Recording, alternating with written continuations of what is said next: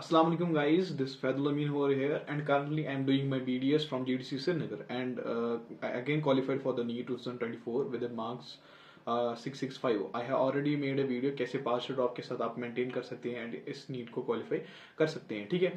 तो on the basis of experience of 11th 12th and 2 drops and उसके basis पे मैं आज आपके साथ एक बहुत ज़्यादा इंपॉर्टेंट चीज़ शेयर करने वाला हूँ।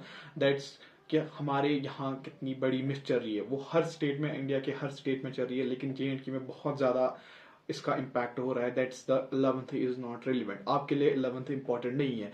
हमारे सिस्टम क्या है, हमारी सोसाइटी में क्या है, आपको 10th में अच्छे मार्क्स लाने हैं। जब आप 10th में अच्छे मार्क्स लाओगे, आप 11th में आराम से बैठ के, कोई बोर्ड्स एक्स्ट्रा नहीं है, आप आराम से बैठ के आज तो बोर्ड्स है लेकिन फिर भी 11th पे ज़्यादा ध्यान देने को नहीं कहा जाता, उस पर उतना ज़्यादा प्रेशर नहीं होता और हम आराम से रिलैक्स करते हैं। 10th में मेहनत करते हैं, 11th छोड़ देते हैं। तो हमारी क्या है ना, हमारी बेस वीक हो जाती है। इससे क्या हुआ, जब आपकी 11th बेस होगी, आपने 11th ही स्टार्ट अच्छे से नहीं किया, आपकी 12th भी स्ट्रांग नहीं होगी, क्योंकि आपने बेसिक जो कंसेप्ट होते हैं 11th में, जो आपको 12th में बहुत ज़्यादा रिलेवेंट होते हैं, वो आप नहीं पढ़ पाओगे, ठीक है। उससे क्या होगा, आपको फिर ड्रॉप्स लेने पड़ते हैं। उससे मेंटल हेल्थ पे और ओवरऑल जो सोसाइटी की हैप्पीनेस पे बहुत ज़्यादा असर पड़ता है, ठीक है। तो इससे सबसे पहले क्या करना है, फिर हमें 11th को ही सबसे इंपॉर्टेंट क्लास माननी है, रिलेवेंट क्लास किसी भी कॉम्पिटेटिव एग्जाम के लिए जो आप 12th के बाद देंगे या कभी भी लाइफ में देंगे, उसके लिए 11th बहुत ज़्यादा रिलेवेंट है। उसकी NCERT बहुत ज़्यादा रिलेवेंट है, बहुत ज़्यादा इंपॉर्टेंट है, ठीक है। तो ये जो हमारी मिथ है कि 11th इंपॉर्टेंट नहीं है, तो मैं आपको अपनी अगर सिचुएशन बताऊँ, मेरे साथ क्या हुआ था। जब मैं 10th अच्छे से एग्जाम देकर 11th में गया, तो 11th में हमारा कोविड आया। मैं स्टार्ट तो मैंने अच्छे से किया था, क्योंकि पढ़ाया था टीचर्स ने और मैंने स्टार्ट अच्छे से किया था, लेकिन जो ही कोविड आया, ऑनलाइन पे सारे शिफ्ट हो गए, मैंने ध्यान नहीं दिया, मैं रिलैक्स हो गया। यार क्या है, एग्जाम ही क्वालिफाई करना है, फिर भी कुछ ना कुछ तो बोलेंगे, 50% ऑफ सिलेबस है, उस पर एग्जाम दो, तो मैं कर लूंगा लास्ट में। तो मैंने यही किया, लास्ट में यही टिप्स एक्स्ट्रा पढ़ के, गैस एक्स्ट्रा देख के मैंने क्वालिफाई कर दिया 11th। तो फिर क्या हुआ, जब मैं 12th में गया, मेरी बेस बिल्कुल, 12th में तो सीरियसनेस आ जाती है, फिर आप थोड़ा सा मैच्योर हो जाते हैं, लेकिन जब 11th में आपको गाइडेंस नहीं होती, आप उसको थोड़ा सा वेस्ट कर लेते हैं। जब आप 12th में जाओगे, फिर अगर आप पढ़ना भी चाहो, आप 11th को है ना, जो बेस है आपकी, वो आपकी बहुत ज़्यादा वीक होती है, आपको 12th में भी बहुत इफेक्ट पड़ता है, ठीक है। और जो भी आपका कॉम्पिटेटिव एग्जाम है, वो डिज़ाइन ही इस तरह से किया गया, उसके मिनिमम 2 ईयर्स तो लगती हैं। लेकिन मतलब अगर आपने 11th में स्टार्ट किया, आप 11th 12th अच्छे से पढ़ रहे हो, आप पहले अटेम्प्ट में कोई भी एग्जाम निकाल सकते हो, बीट नीट कोई भी एग्जाम हो, ठीक है। अगर आपने अब 12th में स्टार्ट किया, 12th और आप एक ड्रॉप ईयर ले लेगा आपका। अगर आपने 12th के बाद स्टार्ट किया, 2 ईयर मिनिमम लेगा। ये कहाँ तक जाएगा वो पता नहीं, ये एक रे है, आप स्टार्ट कहाँ से करते हो फिर कहाँ तक जाएगा ये पता नहीं। लेकिन मैं आपको बोलता हूँ, जो जब आप 11th स्टार्ट करते हैं, ये एक लाइन सेगमेंट की तरह काम करता है। मतलब इसके स्टार्टिंग पॉइंट भी होता है और एंड पॉइंट भी होता है। एंड पॉइंट मतलब आपको बराबर ये 12th के बाद ही रिजल्ट देगा, क्योंकि आपने जब 11th से कोई प्रेशर के बिना पढ़ा होगा, आप उसको डीप कंसेप्ट जाते हो। जब आप ड्रॉपर होते हैं ना, फिर आप पूरा नीट के रिलेटेड पढ़ना स्टार्ट करते हो, फिर आप कंजस्टेड रहते हो, टेंशन होती है, प्रेशर होता है। जब आप 11th होता बिना किसी टेंशन के आप पढ़ाई स्टार्ट करते हो, कोई प्रेशर नहीं होता ज़्यादा, तो उससे क्या आपकी एफिशिएंसी ज़्यादा बढ़ती है, ठीक है। तो ये बात हुई पहली बात। दूसरी बात हुई, अब 11th से कैसे स्टार्ट करें। तो सबसे पहला जो होता है 11th में क्या है, 11th में आप स्टार्ट करोगे बाई गेटिंग योर गोल। आपको अपने माइंड में पहले सबसे पहले अपना गोल चूज करना है। मेन पॉइंट होता है गोल चूज करना, क्योंकि आप उसी की तरफ फिर अपना काम करोगे। जब आपने गोल सेट किया कि मुझे नीट करना है और इस डेट पे करना है, इसी साल करना है, जब आपने गोल सेट किया, आप 11th से ही बहुत ज़्यादा सीरियस होना स्टार्ट कर दोगे, ठीक है। तो ये मेरी सबसे पहले आपको एडवाइस होगी, आपको 11th से ही स्टार्ट करना है। अगर हमें अपने स्टेट को, अपने डिवीजन को, अपनी कंट्री को आगे बढ़ाना है, तो हमें इसमें बहुत ज़्यादा मतलब अपना जो है ना, अपनी कुछ सेक्रीफाइस करने ही पड़ेंगे, अगर हमने और ज़्यादा आगे बढ़ना है। और ये जो ये कलेक्टिवनेस से आता है, जब आप अपने सेक्रीफाइस करोगे। मैं 11th पे क्या बोलते हैं कि नहीं, थोड़ा खेलेंगे बच्चे, नो मैटर आप खेलो भी, ठीक है, लेकिन हमें और अच्छे डॉक्टर्स की ज़्यादा ज़रूरत है, हमें और कंपटीशन की ज़रूरत है। उससे कंपटीशन क्या होता है, उससे क्या होता है, बहुत और ज़्यादा अच्छे बच्चे आगे सामने आते हैं, और आपको और अलग अलग एग्जाम देखने की ज़रूरत है। आप क्या है ना, हम क्या है ना, हम एक पीछे जाते हैं, बिकॉज क्या है ना, हमारे पास उतनी ज़्यादा है ना इन्फॉर्मेशन ही नहीं है आगे। देखो, जब आप कोचिंग में जाते हो, अगर आप किसी कोचिंग में जाओगे, वहाँ पे क्या लिखा होगा, here is coaching for neat and MBBS extra, आपको एमबीबीएस के बारे में बोला जाएगा, गो टॉप जीएमसीज एक्स्ट्रा। लेकिन अगर उस पर बोर्ड पे लिखा होगा and coaching for the MBBS, BUMS, BHMS, BDS extra, BVSc, आप इन कोर्सेज को भी इंपॉर्टेंस देने लगते हो, ठीक है, क्योंकि आपको लगता है हम इसके लिए भी कोचिंग करें, अगर यही मिल जाए तो कोई बात नहीं। लेकिन हम क्या इतने बड़े प्रोफेशनल कोर्सेज को, जो बीयूएमएस इतना अच्छा कोर्स है, बीएमएस इतना कुछ है, बीडीएस इतना बड़ा प्रोफेशनल कोर्स, बीवीएससी, हम मार्क्स लाने के बाद भी उससे छोड़ देते हैं, फिर आगे और प्रेशर में आके हम उससे भी डाउन चले जाते हैं, ठीक है, क्योंकि उसमें नॉलेज ही नहीं, उस पर हमारे पास इंफॉर्मेशन ही नहीं है कि कितनी अच्छी कोर्स है। नो मैटर, आपको पहले सबसे पहले क्या करना है, आपको सबसे पहले अपने एमबीबीएस जो आपका गोल है उस पर ध्यान देना है। फिर भी अगर आपका नहीं हुआ कोई बात नहीं, इतने बड़े बड़े प्रोफेशनल कोर्सेज हैं, आप उसमें जा सकते हैं। या हमें पता ही नहीं जाता कॉमर्स में कितने अच्छे एग्जाम्स हैं, आगे आप आर्ट्स पकड़ के कितने अच्छे अच्छे एग्जाम्स क्रैक कर सकते हैं।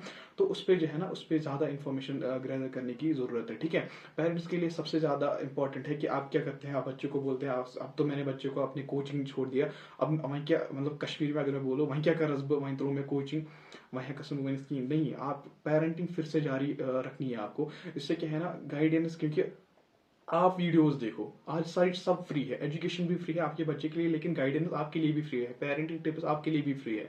उसमें क्या, जब आप वीडियोस देखेंगे आपको पूरा पहले सिलेबस याद करना होगा खुद, आप पहले सिलेबस याद करो पूरा ये फिर बच्चे को पूछा करो आज इस वीक एमआर सर ने, या अगर वो ऑनलाइन कोचिंग ले रहा है आज इस सर ने क्या पढ़ाया, अच्छा फिर तो हाँ अभी तो हफ्ते भर चलना होगा, अच्छा इस ये टॉपिक इतने लेक्चर्स दिए थे प्रीवियस ईयर, अभी कहाँ पहुंचे, टेस्ट्स में कैसा स्कोर आ रहा है, उससे प्रेशर नहीं होगा, उससे वो सीरियसनेस के साथ पढ़ना स्टार्ट करेगा, वो ज़्यादा इंपॉर्टेंट होता है। 11th से ही अगर आप ऐसे ध्यान रखेंगे फिर आपको लेटर ऑन परेशान होने की जरूरत नहीं है। और किसी भी, मैं आपको बताऊं, जो भी नीट में मेरे हिसाब से 500 प्लस ला रहा है इस बार, आप 550 मान लो या 500 प्लस ही ला रहा है, वो जिंदगी में कुछ ना कुछ कोई ना अच्छा एग्जाम या कुछ ना कुछ करेगा, एग्जाम कोई क्वालिफाई ना करे कुछ ना कुछ तो बेटर करेगा, क्योंकि वो है ना 500 ऐसे नहीं आते। आपका जो भी होगा, आपका जो भी बच्चा ऐसा स्टूडेंट होगा अपना, वो बैठा होगा, उसने एनसीईआरटी खोली होगी, उसने लाइन पर लाइन उसके कंसेप्ट अच्छे खासे क्लियर होंगे, अगर उसके 500 प्लस है मतलब वो अच्छी तरह से अपनी किताबों के साथ, अब वहाँ पे किस्मत होती है, ठीक है, 10 क्वेश्चन उधर इधर हो गए तो एक की सिलेक्शन होती है, एक की नहीं होती, तो इसका मतलब वो ऐसा नहीं कि वो कुछ नहीं कर सकता, ठीक है। तो he needs a different road जिसपे वो आराम से चल सकता है, जो उसके लिए बना हो, ठीक है। तो ये सबसे बड़ी बात है। अगर आप कोई कंपटीशन के लिए उसे तैयारी करो, नो मैटर अगर उसके 500 प्लस आ रहे हैं, तो आप समझिए कि कुछ ना कुछ अब अच्छा करेगा। 11th के बाद ही जिंदगी, 12th के बाद ही जिंदगी खत्म नहीं होती, कंपटीशन के बाद ही जिंदगी खत्म नहीं होती, ठीक है। जैसे मैंने अपने फर्स्ट अटेम्प्ट में मुझे नहीं मिला, मेरे कम मार्क्स थे, तो सेकंड अटेम्प्ट में मैं 1 मार्क्स से ड्रॉप हो गया और मैंने डायरेक्ट बीडीएस लिया बिना सोचे, क्योंकि मुझे पता था बड़ा प्रोफेशनल कोर्स है, एंड मैंने बीडीएस के साथ साथ और प्रैक्टिस की, क्योंकि नो मैटर। लेकिन मैंने छोड़ा भी नहीं, ऐसा भी नहीं कि मैं करता ही नहीं फिर बीडीएस, मैंने सोच के रखा था मैं एक अटेम्प्ट दूंगा, यहाँ पे पार्शियल ड्रॉप रखूंगा, कोई टेंशन नहीं, मेरे दिमाग पे कोई लोड नहीं हुआ, विदाउट प्रेशर मैंने एमबीबीएस की तैयारी करी, और मैंने उसकी तैयारी करी नीट की, और मेरा इस बार हो गया। तो इससे क्या होता है, मतलब आप जो है ना, आप जब पार्शियल ड्रॉप या जो आप मतलब इससे आगे बढ़ जाते हैं इस सोसाइटी के नॉर्म्स से, कि ऐसा ऐसा क्यों किया, ये क्यों किया, नहीं, आप खुद सोचो जो आपके लिए बेटर होगा। किसी को नहीं पता, आप उससे पूछो जिसको पता है, आप बीएमएस डॉक्टर से पूछो आप आपके लिए ये डिग्री क्या है, ठीक है। आप बीडीएस से पूछो आपके लिए ये डिग्री क्या है, आप कैसे पूछो कि बीडीएस वो कुछ नहीं करते, मतलब ये भी सोचो ना कितनी बड़ी प्रोफेशनल डिग्री है यार, मगर आपको क्वालिफाई करना पड़ रहा है उसके लिए, तो वो कितनी अच्छी कोर्स है। तो उसको छोड़ के हम 11th से अगर अपनी बेस स्ट्रॉन्ग करेंगे, हम ड्रॉप से भी बचेंगे, हम अच्छे एग्जाम से ऑलरेडी क्वालिफाई करेंगे, ठीक है। अब हम सबसे पहले, मैंने स्टेप बोला आप 11th से कैसे स्टार्ट किए, आप पहले अपना गोल सेट करेंगे। गोल सेट करना मतलब आपको पहले देखना है कि मुझे नीट क्वालिफाई करना है, दैट्स इट। आपने देखा मुझे 20, अगर आपने अभी से स्टार्ट किया, आज आपका 11th है, 2026 में मेरा जो पहला नीट होगा मुझे उसमें नीट क्वालिफाई करना है। आपने जब ऐसा सोचा, आप उसकी तरफ प्रोसेस देखना है। देखो, पहले गोल ही सेट करना सब कुछ नहीं होता, मतलब क्या है ना, एक बार क्या आदमी था वो, मतलब अगर यहाँ से गया, वो अरब की तरफ जा रहा था, जब वो चलता गया पहले, तो वो जब चल रहा था उसको एक आदमी ने रोका, 1 2 3 कंट्री पास करके, बोला कहाँ जा रहे हो, उसने बोला कि मैं तो अरब जा रहा हूँ। उससे बोला नहीं, आप अरब नहीं, इस रास्ते से आप तजिकिस्तान जाओगे। तो मतलब वो क्या है ना, उसका गोल क्लियर था, मुझे अरब जाना है, लेकिन जब जिस रास्ते पे वो था, वो कहाँ जा रहा था, वो तजिकिस्तान की तरफ जा रहा था। तो उससे उससे क्या है, वो अलग रास्ता, तो रास्ता ही आप पहले गोल सेट करना है, फिर उसके रास्ते पे अच्छे से चलना है, जो भी रास्ता होगा उस पर अच्छे से चलना है ताकि आप उस गोल तक पहुंच सके, ठीक है। और चीज को है ना लाइक नहीं करना है। लाइक से क्या है ना, आपके कुछ न्यूरॉन्स जो है ना एक्टिव होते हैं। आपको चाहना है, उसको वांट करना है, मुझे आई वांट दिस, ठीक है। आपको ऐसा नहीं बोलना आई लाइक नीट, आपको बोलना है आई वांट नीट, ठीक है, आई वांट MBBS डिग्री। तो उससे क्या होगा, आपके 100% न्यूरॉन्स एक्टिव हो जाएंगे और आप उसकी तरफ चलने लगेंगे, ठीक है। सबसे पहले आपको गोल सेलेक्ट करना है। हम फिर प्रोसेस की किसी और वीडियो में बात करेंगे कैसे। पहले हम नीट एग्जाम के बारे में पूछेंगे, और भी जितने भी कॉम्पिटिटिव एग्जाम होते हैं अलग अलग स्ट्रीम पे, उस पर बात की जाएगी ताकि और ज़्यादा इन्फॉर्मेशन हमारी सोसाइटी में फैले और उससे बाकी एग्जाम्स की तरफ भी ध्यान चला जाए हमारा, ठीक है। तो इसमें सबसे पहले हम नीट के बारे में, इस प्रोसेस के बारे में, आप 11 से कैसे स्टार्ट कर सकते हैं इसको, और इसमें क्या है, सबसे पहले आपको गोल सेट करना है, फिर प्रोसेस पे बात होगी। अच्छा, फिर ये भी डाउट है बहुत सारे, ये भी मिथ आई है कि कुछ बच्चे जो इनहेरिटेंस से अच्छे होते हैं वही नीट कर पाएंगे या वही कोई अच्छा कॉम्पिटिटिव एग्जाम क्वालिफाई कर पाते नहीं। तो अभी हम बात करेंगे एक एक्सपेरिमेंट पे जो इसी बात पे हुआ था। क्या ये जो इंटेलिजेंस होती है ये इनहेरिटेंस से आती है या ये हार्डवर्क से भी आ सकती है, ठीक है। तो उसने क्या किया, उसने एक आदमी ने क्या, एक फार्मर था, उसने जब शादी की, उसकी जब पहली बेटी हुई, उसने उसको पहले से ही चेस सीखना सिखाया, ठीक है।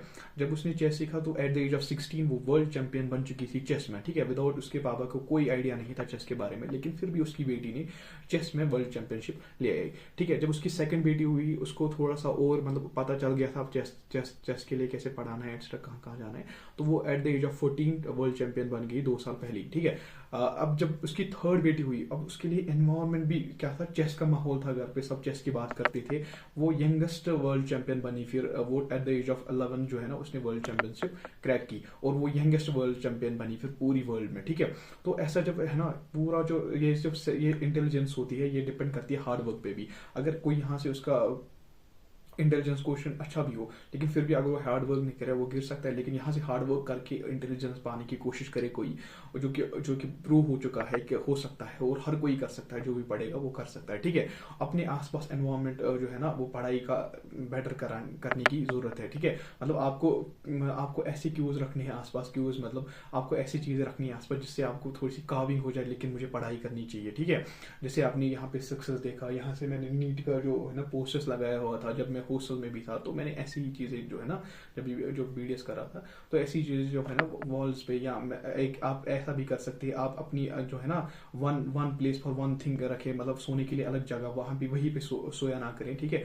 आप स्टडी के लिए अलग सा, मतलब अगर आपके पास आप हॉस्टल में हैं तो थोड़ी अलग जगह पे आप पढ़ाई करो, उससे क्या होगी आपकी एफिशिएंसी बढ़ेगी। आप जो उस जगह पे बैठते हो ना अंदर से खुद ही काविंग आ जाती है यहाँ पे पढ़ना है, ठीक है।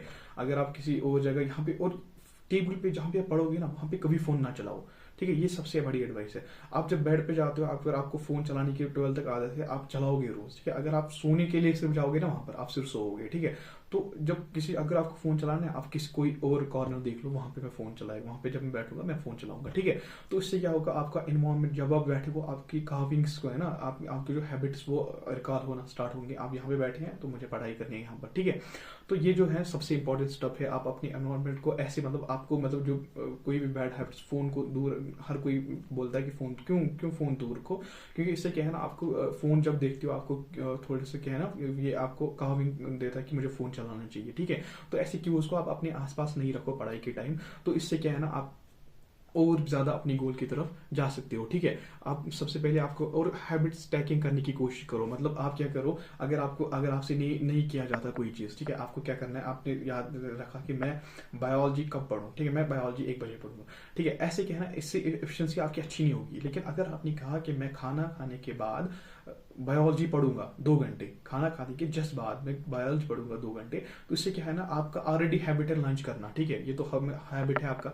तो आपने और एक हैबिट इस पे स्टैक कर दिया, आपको सोचना ही नहीं पड़ रहा, खाना खा रहे हो आपको सोचना ही नहीं पड़ रहा अब क्या काम करना है, आपको डायरेक्ट करना है, आप अपनी बायोलॉजी उठाओगे और पढ़ाई स्टार्ट करोगे, ठीक है। तो इस हैबिट स्टैकिंग से क्या है ना, आप नई हैबिट्स, अच्छे हैबिट्स सीख सकते हैं, ठीक है। तो ये कुछ बातें थी जिससे हम क्या है ना 11 से ही स्टार्ट कर सकते हैं अपनी प्रिपरेशन। सबसे पहली बात एक बात मैं बोल रहा हूँ, पहले ही माइंड से निकालो 11th रिलेवेंट नहीं है, और ये भी माइंड से निकालो कोई और मेहनत नहीं कर रहा है। 11th से बहुत सारे बच्चे, हर स्टेट के बच्चे मेहनत कर रहे हैं, तो हम क्यों लैग करें पीछे, हम क्यों लैग पीछे रहे। तो हमें भी 11th से ही अच्छे से स्टार्ट करना है। कोई भी कंपटीशन, आप आर्ट्स लो, आर्ट्स अच्छे से पढ़ो, पूरे अच्छे से आप बढ़िया सा एग्जाम क्रैक कर लोगे, कुछ बड़े ऐसा आप बड़े टीचर बन सकते हो, आप बड़े प्रोफेसर बनोगे, आप हिस्टोरियन बनोगे, आप मतलब बड़े बड़े पॉलिटिशियन बनोगे। तो इससे क्या है, ऐसा सोचो, मैं हर स्ट्रीम में लेजेंड्स है, उनकी तरह बनना सीखो, ठीक है, लेजेंड्स की तरह बनना है तुम्हें। तो ऐसा नहीं सोचना कि हम इससे नीचे हैं, आप उस अपनी स्ट्रीम में और मेहनत करो, ठीक है। तो इससे क्या है ना, हमारी ओवरऑल जो है ना सोसाइटी की हैप्पीनेस इंडेक्स बढ़ेगी, हमारी सोसाइटी में और ज़्यादा नॉलेज आएगी, हमारी सोसाइटी में और इन्फो फैलेगी। तो हमें 11th से ही स्टार्ट करना है, 11th से ही प्रिपरेशन करनी है, हमें कोई साल वेस्ट नहीं करना।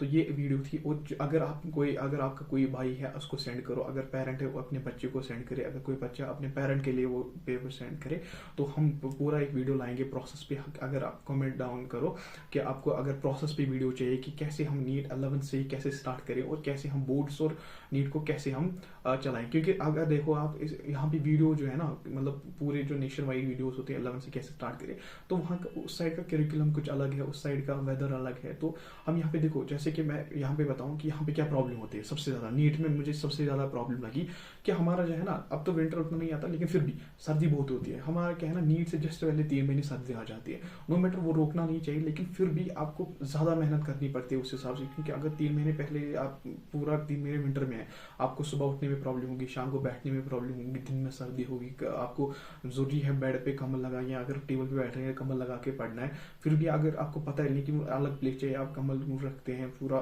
ठंड में पढ़ाई करते हैं।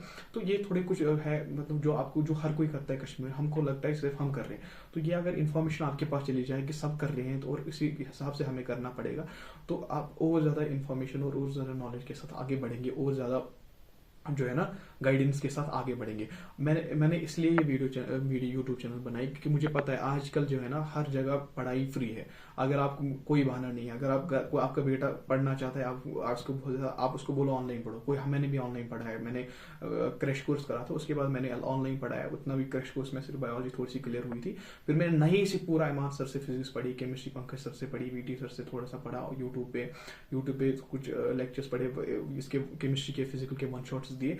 तो इससे क्या है ना, मैंने ओवरऑल जो है ना अपनी प्रिपरेशन भी ऑनलाइन से की है, और मैक्सिमम लोग यही करते हैं, और बेस्ट कंटेंट होता है, ठीक है। अगर आपके अंदर भूख है ना पढ़ने की, आप ऑनलाइन भी पढ़ सकते हो, ऐसा मसला नहीं है।